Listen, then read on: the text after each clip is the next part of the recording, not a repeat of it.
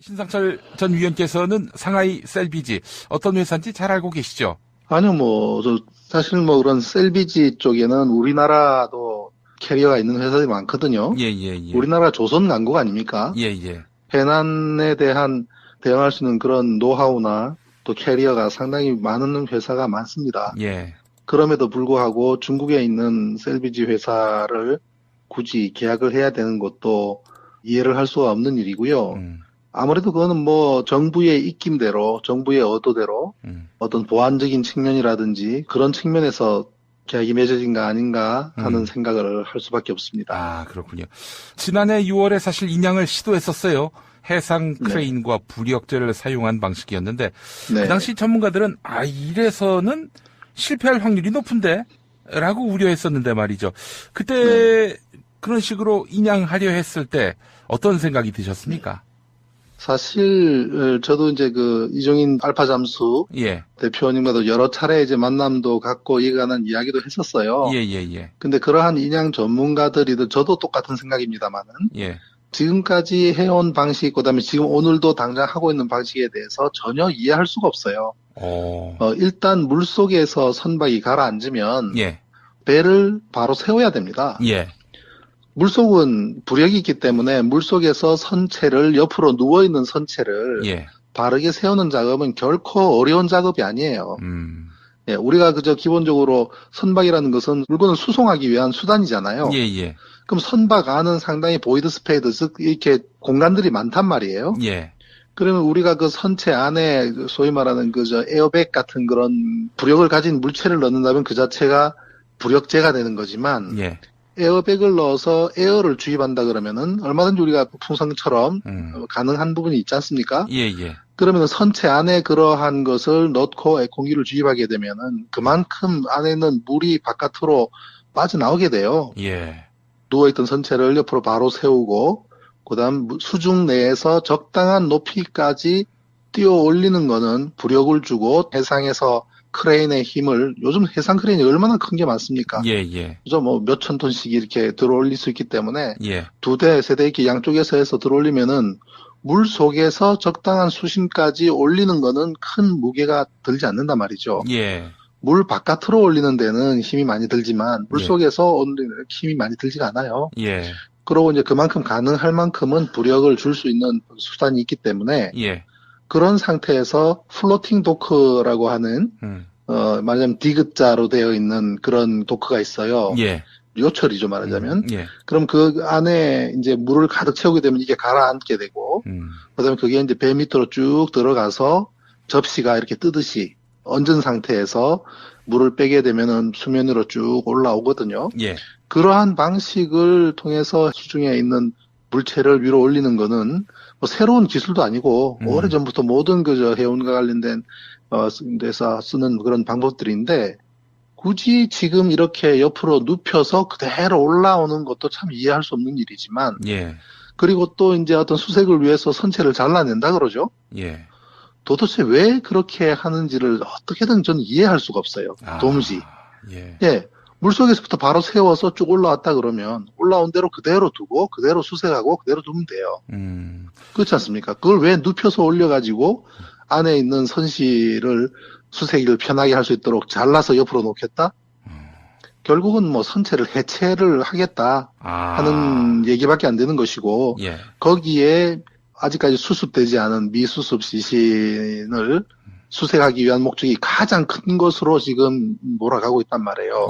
물론 그 일은 굉장히 중요하죠. 중요하지만 어떻든 선체를 그대로 보존하면서도 얼마든지 수색이 가능하고 예를 들면은 옆으로 계단이 있던 것이 옆으로 누웠기 때문에 접근이 힘들다? 그러면 접근을 할 수 있도록 통로를 만들면 되는 거거든요. 그런데 가장 중요한 문제는 사고에 대한 원인과 그것을 밝기 위해서는 현재 어떠한 외력을 두지 않고 원형 그대로 보존하는 것이 굉장히 중요한 문제인데 그것을 절단을 한다 그러한 것을 하는 것은 참 이해할 수 없는 일입니다. 악의성이 있으면은 증거인멸로 봐도 되겠군요. 지금 보니까 구멍을 여러 군데를 뚫었더라고요. 도대체 그 구멍의 역할이 뭔지 이해할 수가 없어요. 그렇잖아요? 그 구멍을 왜 뚫었을까요? 예를 들면 시신을 수습하기 위한 목적이다?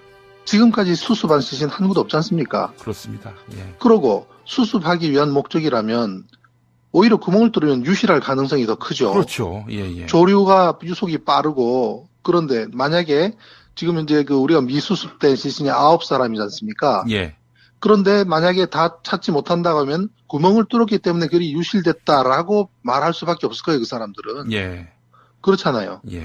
네, 그걸 왜 구멍을 그렇게 뚫어요? 그리고 그 구멍의 역할이 도대체 뭐길래 정말 이해할 수 없는 일이에요. 예.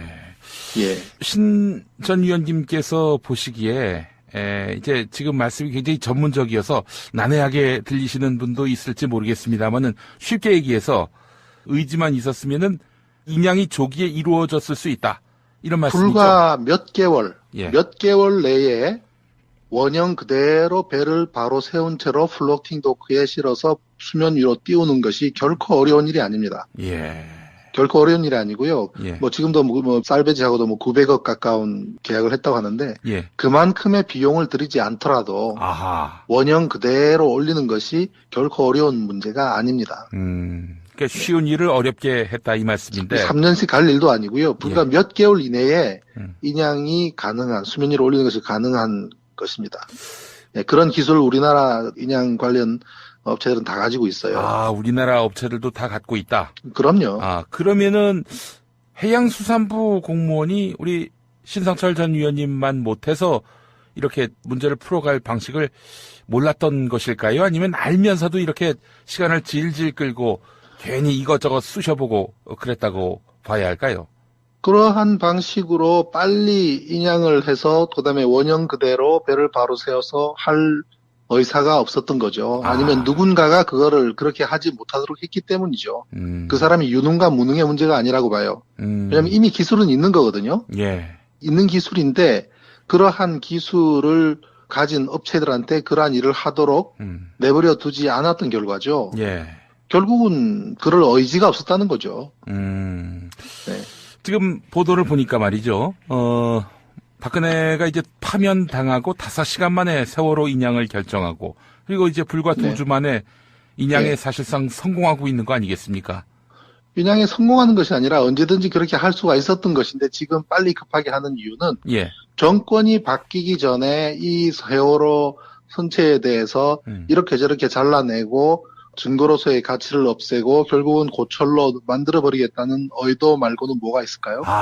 그러니까 이제 대선 때 정권 교체가 될 가능성이 대단히 높고. 그렇죠. 그렇게 된다면은 세월호 참사에 대한 진실 규명을 이 후보 저 후보 다 약속하고 있는 마당에 이 선체를 그대로 두면은 이게 증거가 돼가지고 자기들한테 부메랑이 돼서 자기들을 옥죄할 수 있다라고 이제 판단한 거라 보시는 거군요. 한번 상식적으로 생각을 해보세요. 지금 여기에서 가장 중요한 문제가 무엇입니까? 이 사고의 원인을 밝혀줄 수 있는 이 선체에 대한 보존과 그다음에 이 선체에 대해서 검사를 할 수 있는 지금 이것을 객관적으로 또는 과학적으로 합리적으로 사고의 원인이라든지 선체에 나타난 데미지라든지 이것을 조사할 조사위원이 위촉이 다 되어 있느냐 말이에요. 없지 않습니까? 이것이 가족이든 아니면은 단체든 또는 그 세월호 관련된 민간단체에서 추천한 조사위원이 있는 것도 아닌 상태에서 지금 물 위로 올라오고 있는 이 상황을 그럼 지금 이것이 이송이 되어가지고 그다음부터는 누가 조사를 하게 되는 겁니까? 결국은 그 이송되는 장소 또한 충분히 접근 가능한 곳이냐면 그렇지도 않을 거고요. 그 완벽한 보안이 유지되는 상태에서 그들만의 어떤 장소에서 어떻게 이루어지는지 사실 수면 위에 올라오고 난 이후에는 공적인 조사를 모두 객관적인 조사를 할 수 있도록 보장이 돼야 되는 거예요. 얼마나 많은 의혹을 가지고 있습니까, 이 사건이. 그죠? 그렇기 때문에 그러한 것이 중요함에도 불구하고 시신 수습이라는 말을 계속 반복적으로 하는 데에는 어떻게든 빨리 지금 돌아가신 분을 찾는 것이 중요하다라는 전제 조건을 앞에다가 세워둬야 이 사고의 원인이라든지 그러한 것을 뒤로 밀어놔야 될 수밖에 없는 그 사람들의 이에 대한 대응의 원칙이 보이는 거죠. 그러면 일단 야당에서는 손대지 말라고 해양수산부 당신들이 가해자고 사태를 수습하지 않은 범죄 혐의가 있는 만큼 진상규명에서 빠져라 이렇게 압박을 해야 마땅하겠네요. 당연하죠. 그게 야당의 역할이죠. 그런데 지금 뭐 대선 하느라고 정신이 없어가지고 신경줄 놓고 있는데 네. 굉장히 중요한 문제를 지금 간과하고 있는 겁니다. 예. 그럼 결국 인양하기로 마음먹은 집단들은, 이 가해자들은, 범인들은 대선 국면, 혼란스러운 국면에 서둘러 세월호 진상규명을 은폐함으로써 다음 정부에서도 별탈 없이 되도록 하자, 이런 의도가 있다고 보시는 거죠? 선체를 잘라내겠다고 이야기하는 의도 자체가 그러한 것을 전제로 하고 있는 거죠. 예. 예. 자, 우리 신상철 전 의원님 모신 마당에 이거 하나 여쭙겠습니다. 지금 온갖 그 설들이 난무합니다. 워낙 정부가 정보를 통제하고 또 진상규명에 방해를 놓다 보니까 고의 침몰설, 이게 아주 상당히 맹위를 떨치고 있는데 어떻게 보세요? 뭐, 그동안 그 사고 원인에 대해서 이런저런 분석들이 있었지 않습니까? 예.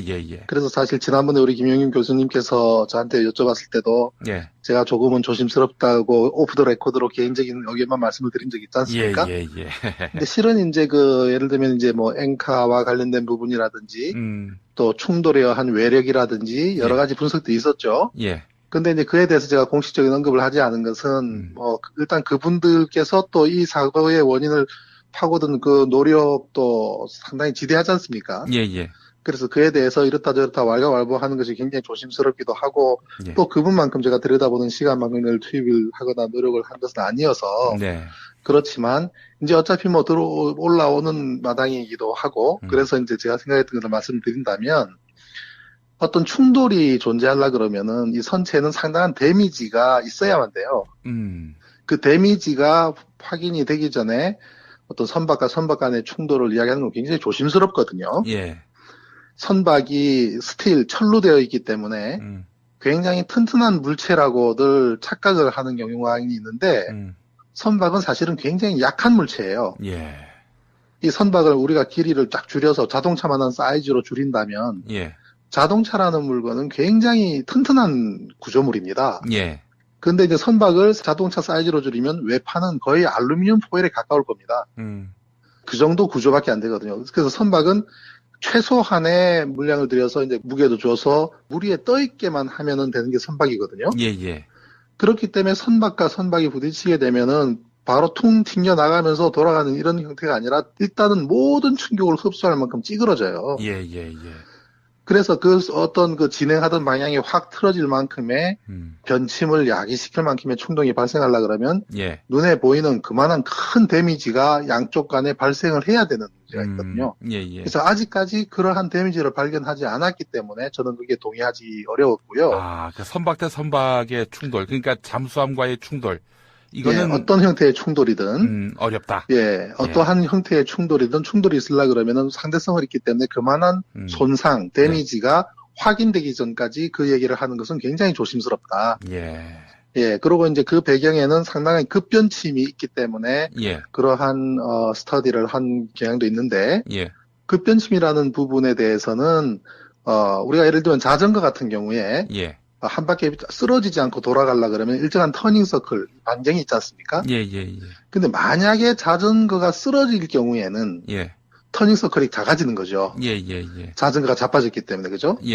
마찬가지로 선박이 기울어지고 쓰러지는 마당이라면은 옆면으로 미끄러지면서 변침 각도가 굉장히 커질 수가 있습니다. 왜냐면 바로 선 상태에서는 돌아가는 데는 바닷물에 대한 저항이라는 것도 있고 돌아가는 각도가 있기 때문에 기존에 어느 정도의 터닝 서클이 필요하다면 배가 옆으로 확 기울어진 마당이면은 옆면으로 돌아가기 때문에 터닝 서클이 달라질 수 있다는 이런 점도 이제 감안을 해야 되는 부분들이고요. 그리고 선박은 자동차는 전속력으로 달리다가 급변침을 하면 뒤집어지죠. 그죠? 그렇게 되는데 선박은 아무리 최대의 속도로 가다가 최대의 변침을 해도 절대로 뒤집어지지 않도록 설계되어 있습니다. 절대로 그렇게 뒤집어지는 일이 없습니다. 그런데 왜 뒤집어졌냐는 거죠. 그죠? 왜 뒤집어졌느냐 그러면 뒤집어지는 컨디션을 만들었기 때문이에요. 그게 과실이든 실수든 아니면 의도적이든 안정성을 굉장히 낮춰놓으면은 그러한 것에 뒤집어질 수밖에 없는, 예를 들면 가만히 서 있는 배도 배 밑에 있는 발라스트 워터의 창을 비워버리고 위에 무거운 걸 실으면 어떻게 돼요? 오뚜기가 그냥 거꾸로 뒤집어지잖아요. 물 위니까. 그런데 그것을 가만히 서 있을 때는 쓰러지지 않다가 예. 약간만 기울어지기 시작해도 확 쓰러질 수 있도록까지 컨디션을 만들어버리면 쉽게 넘어지겠죠. 예, 예. 다시 말해서 선체 내에서 움직일 수 있는 게 뭡니까? 특히 화물 같은 경우는 선창 위에 컨테이너 박스, 그다음에 선창 내에는 자동차들, 그죠? 예.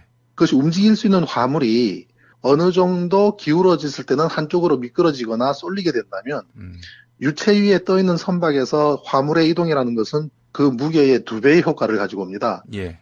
오른쪽에 있는 무게가 왼쪽으로 가버리면 2배가 차이가 나는 거죠. 예, 예, 예. 그러면 한번 기울어지기 시작하면 쏠림 현상에 의해서 계속적으로 더 쏟아지고 창 내에서는 자동차들이 한 곳으로 쏟아지게 되면 예. 결국 안정성이 저해된 상태로 계속 한쪽으로 넘어가는 거죠. 예. 그렇지 않다면 선박은 복원을 해야 돼요. 예.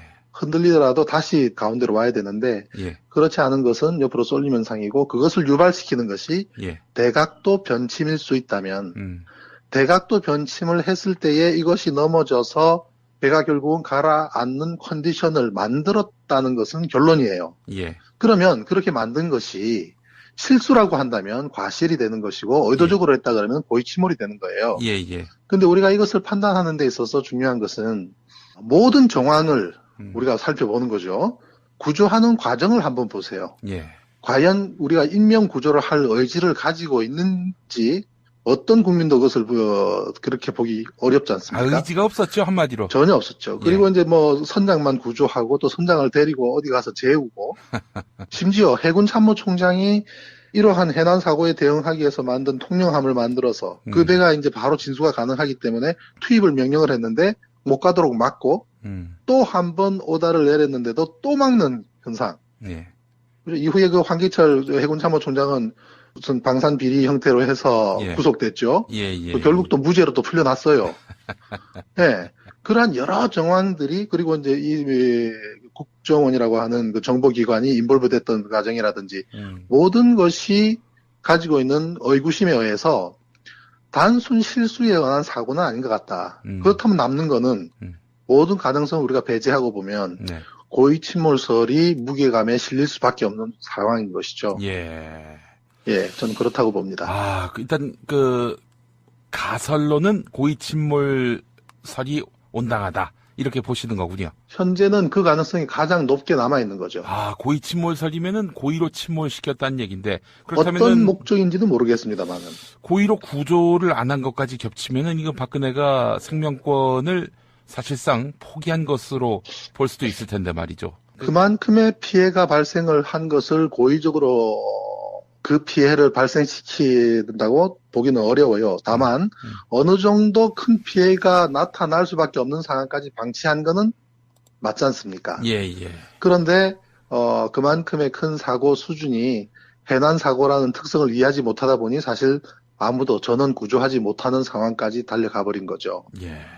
우리가 배가 기울어지기 시작하면서 그다음 완전히 뒤집어졌을 때도 선체 일부가 물 위에 남아있는 상황 기억나시죠? 그죠? 예, 예, 예. 그래서 천안함 경우에도 함수가 이렇게 떠있을 경우가 있었고 세월호도 거꾸로 뒤집어져서 상당 시간 동안 모습을 드러내놓고 있잖아요. 예.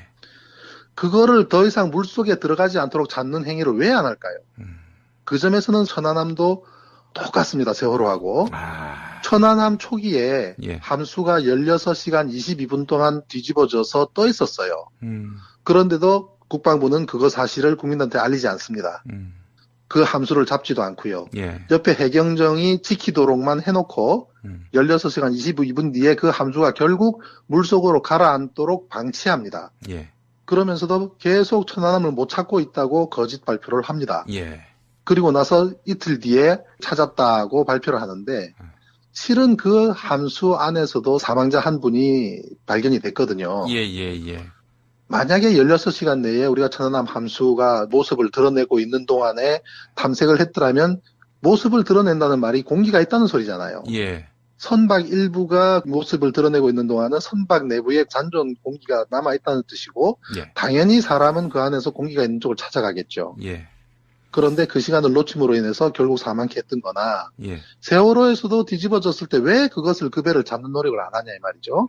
상식적인 얘기인데, 예. 바지선 두 척만 옆에 가서 묶어만 놔도 더 이상 그 배가 더 가라앉지 않는다면, 예. 선체 내에 적당한 부력, 즉 적당한 공기가 있는 상태에서 접근하기도 편하고, 수색하기도 편하고, 그렇지 않습니까? 물속에 완전히 가라앉고 난 다음에 세상 상태가 안 좋고 바다 상태가 안 좋고 뭐 조류가 어떻고 해서 들어가는데 실패했다. 계속 반복적인 방송을 할 것이 아니라 예.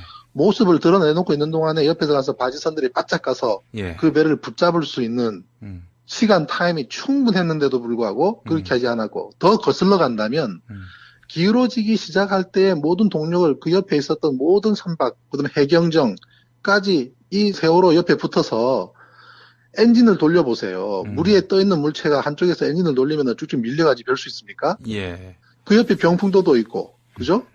얼마나 섬들이 있습니까? 섬 쪽으로 밀고만 가게 되면은 좌초시키면 될 거 아니에요. 예. 가다가 또 바위 덩어리 만나면 배가 서지 않겠습니까? 그럼 더 이상 안 가라앉잖아요. 여러 가지 방법들이 있는데 그러한 것을 전혀 하지 않았다라는 것은 우리가 너무나 확실하게 알고 있기 때문에 예. 고의 침몰에 대한 의구심을 해소가 되지 않는 거죠. 예. 고의로 구조 안 했고, 고의로 침몰시켰고, 고의로 인양 안 했다. 이런 쓰리고, 이 쓰리고를 잊지 말아야 하겠습니다.